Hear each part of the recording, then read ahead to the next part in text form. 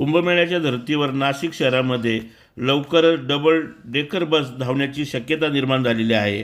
आज नाशिक महानगरपालिकेमध्ये electronic double decker demo bus नाशिकमध्ये दाखल झालेले आहे आणि स्विच कंपनीचे अधिकारी यावेळेस नाशिक महानगरपालिकेच्या जे आयुक्त आहेत त्यांच्याशी बोलून चर्चा करणार आहेत। बसमध्ये सीट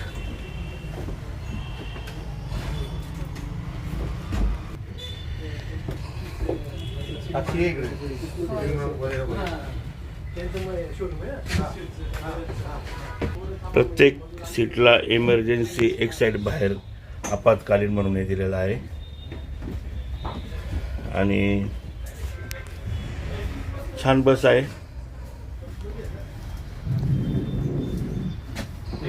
पण पुढच्या बाजून देखील खाली उतरू शकतो, वर जाऊ शकतो। डेमो बस आलेली आहे। 34 आणि 35 डबल डेकर ट्रायल एक दिवसीय पास या बससाठी 100 रुपयात राहणार आहे। पुणे महानगर परिवहन महामंडळाची सध्या ही बस आहे आणि डेमो म्हणून आलेली आहे नाशिकमध्ये। डबल डेकर आहे बघा, मुंबई पुण्यासारखी लवकरच नाशिकमध्ये या बसेस धावणार आहेत। सध्या बसेसची स्वच्छता चालू आहे।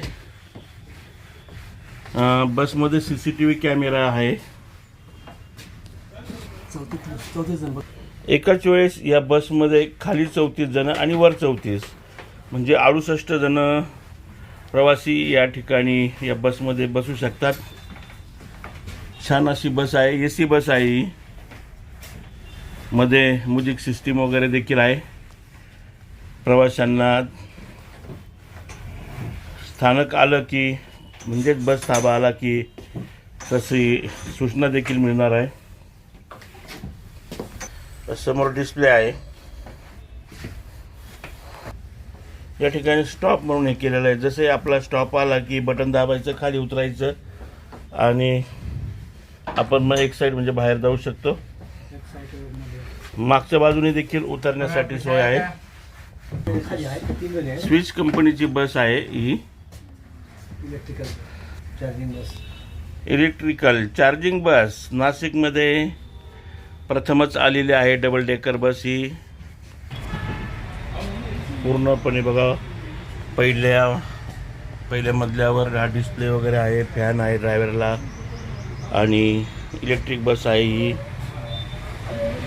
प्राथमिक उपचार करण्यासाठी या ठिकाणी बॉक्स देखील बसवण्यात आलेला आहे।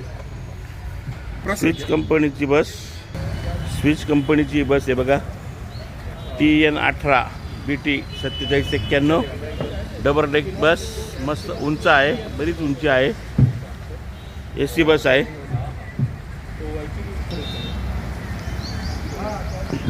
नाशिक महानगरपालिकेमध्ये सध्या ही डेमो बस लावलेली आहे।